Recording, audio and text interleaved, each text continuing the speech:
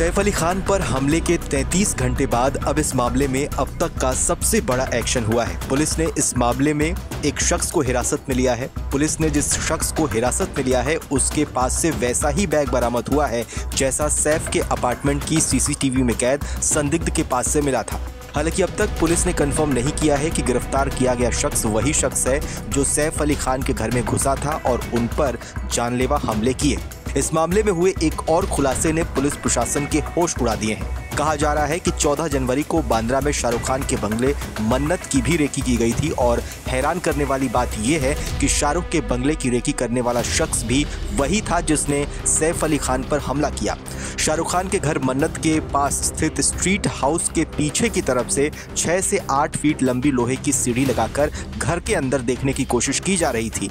Police Shahrukh के घर recce मामले की भी जांच कर रही है। पुलिस ने इस पूरे मामले में घटना के वक्त सैफ के घर पर मौजूद उनके बच्चों की नैनी का बयान दर्ज किया है, जिससे कि इस पूरी घटना का एक एक पहलू अब सामने आ रहा है। सैफ अली खान के बच्चों की नैनी एलियामा फिलिप ने गुरुवार को पुलिस को बताया था कि आरोपी की उम्र 35 से 40 साल के बीच है। उसका रंग सांवला है और वो दिखने में दुबला पतला सा है। ऐसे में नैनी के बयान और सीसीटीवी फुटेज के आधार पर पुलिस ने आरोपी की तलाश शुरू कर दी थी और अब गिरफ्तार किए गए शख्स से बांद्रा पुलिस स्टेशन में पूछताछ की जा रही है। पुलिस की पूछताछ में सैफ अली खान के छोटे बेटे जेह की नैनी एलियामा फिलिप ने बताया कि 15 जनवरी की देर रात उसने बच्चों को खाना खिलाकर सुला दिया था। रात के करीब 2 बज रहे थे और उसने एक आवाज़ सुनी जिसकी वजह से उसकी नींद खुल गई।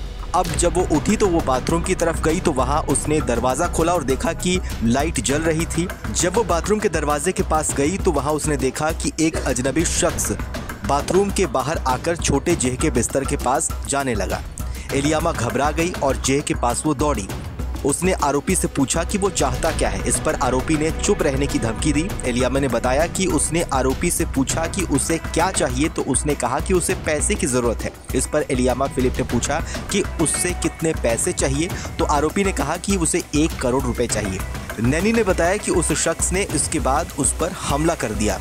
उसके बाएं हाथ में लकड़ी जैसा कुछ सामान था और दाहिने हाथ में एक लंबा और पतला हेक्सा ब्लेड था। उसने ब्लेड से हमला किया जिसमें एलियामा की कलाई और बाएं हाथ की उंगली पर चोटें आईं।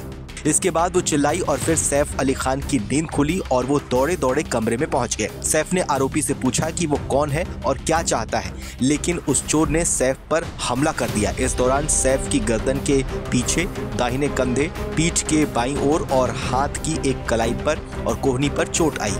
लीलावती अस्पताल के डॉक्टर्स ने शुक्रवार को सैफ अली खान का मेडिकल बुलेटिन जारी किया है। डॉक्टर्स ने कहा कि जब सैफ अली खान आए थे तो वो बिल्कुल खून से लथपथ थे, लेकिन वो फिर भी अपने पैरों पर चलते हुए शेर की तरह आए थे। सैफ के बेटे तैमूर अस्पताल पहुंचते समय उनके साथ थे। उन्होंने हीरो की तरह एंट्री की। फिलहाल सैफ को आईसीयू से निकालकर स्पेशल रूम में शिफ्ट कर दिया गया है और उनकी हालत में अब सुधार आ रहा है।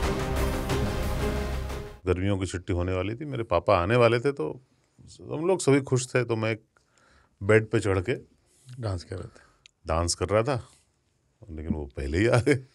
फ्रीज। तो मैं उस समय तो कंटिन्यू नहीं कर सकता था, तो फ्रीज फ्रेम टाइप का हो कसम पैदा कर